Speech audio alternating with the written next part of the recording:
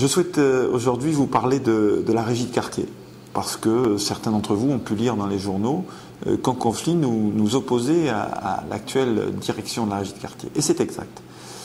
Il faut d'abord vous dire que la régie de quartier, c'est nous qui l'avons voulu en 2000, et c'est l'équipe du docteur Chollet, moi j'étais à l'époque un de ses adjoints, qui l'avons créé.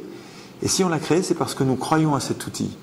C'est un bon outil. C'est un bon outil d'abord pour les habitants des quartiers, les quartiers du sud-est d'Agen, puisque au départ elle est partie de là, notre régie des quartiers, ceux de Barleté, de Paganel, de Tapie, de Rodrigue. Et c'est un outil d'insertion vers l'emploi. Et c'est aussi un outil pour fournir des prestations de qualité aux habitants de ces quartiers. Des entrées et des parties communes d'immeubles bien tenus, propres, des espaces verts entretenus, du mobilier urbain qui soit réparé. C'est cet ensemble emploi et puis service au quartier qui est la vocation de la régie, et c'est pour ça que nous y croyons. Mais la régie de quartier est naturellement, celle d'Agen comme les 135 en France, un outil qui doit s'insérer dans la politique sociale municipale.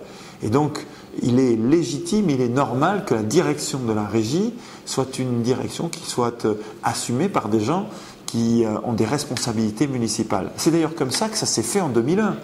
Lorsque Alain Véret a gagné les élections municipales, les gens qui faisaient partie de l'équipe du docteur Chollet, je pense à Jean-Louis Moreau qui était à l'époque président, ou Jean-Paul Lara qui en était le directeur, eh bien ils ont laissé leur place à Dominique Renard comme président et Abdelhalim Toumi comme directeur de quartier, et c'est normal, c'est la démocratie. Et la seule chose qu'on demande, c'est que la démocratie joue cette fois dans le sens de l'équipe qui a été choisie par les Agenais le 16 mars. Et donc nous demandons à ce que la direction actuelle s'efface et laisse sa place à une nouvelle direction légitime par rapport aux résultats des élections du 16 mars 2007. Voilà, donc pour le moment, la direction en place ne voulait pas reconnaître cette légitimité, d'où le conflit.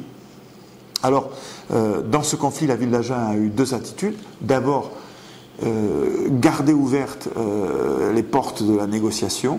Nous avons rencontré les membres du conseil d'administration, le président Dominique Renard, le directeur Abdelhalim Toumi. Nous avons rencontré les responsables nationaux du CNLRQ, c'est-à-dire ceux qui fédèrent la régie.